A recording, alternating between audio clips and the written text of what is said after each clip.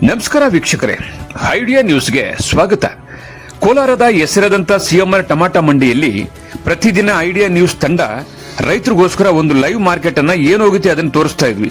ಆದ್ರೆ ಇವತ್ತು ನಾವು ಹೇಳೋದೇನಪ್ಪ ಅಂದ್ರೆ, ಇವತ್ತು ಕೋಲಾರದ ಸಿಎಂಆರ್ ಮಂಡಿ ದೊಡ್ಡದಾಗಿದೆ. ಹಳೆ ಮಂಡಿ ಏನಿತ್ತು ಅದರ ಪಕ್ಕದಲ್ಲೇ ಹೊಸದಾಗಿ ಓಪನ್ ಆಗಿದೆ. ನೋಡಿ, ನೀವು ನೋಡ್ತಾ ಇದ್ರಲ್ಲ, ಇದು ಹೊಸ ಮಂಡಿ.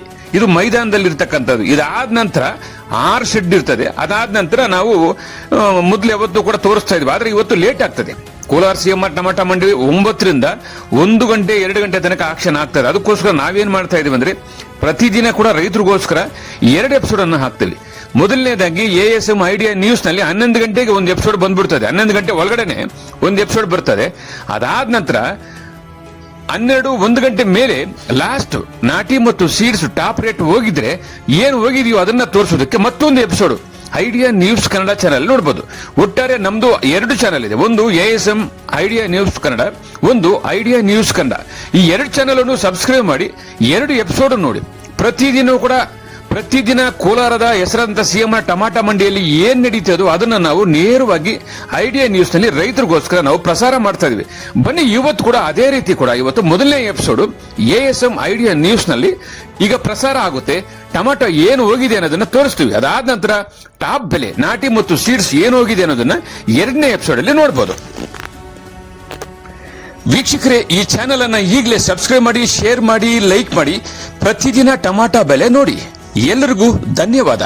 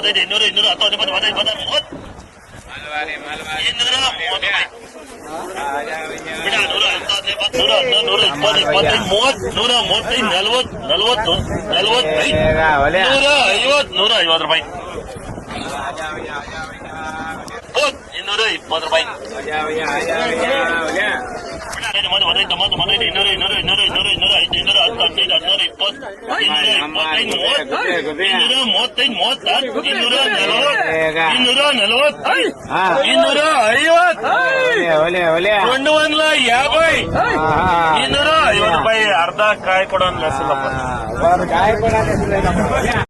ಎಲ್ಲರಿಗೂ ನಮಸ್ಕಾರ.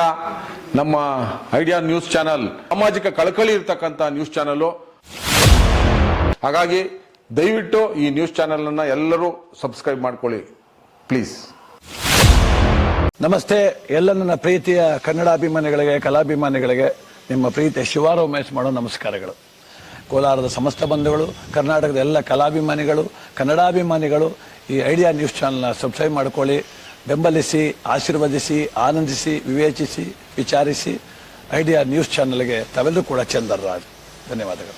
ವೀಕ್ಷಕರೇ, ಇಂತಹ ವಿಡಿಯೋಗಳು ನೋಡಬೇಕಾದ್ರೆ ಐಡಿಯಾ ನ್ಯೂಸ್ ಅನ್ನ ಸಬ್ಸ್ಕ್ರೈಬ್ ಮಾಡಿ, ಶೇರ್ ಮಾಡಿ, ಲೈಕ್ ಮಾಡಿ.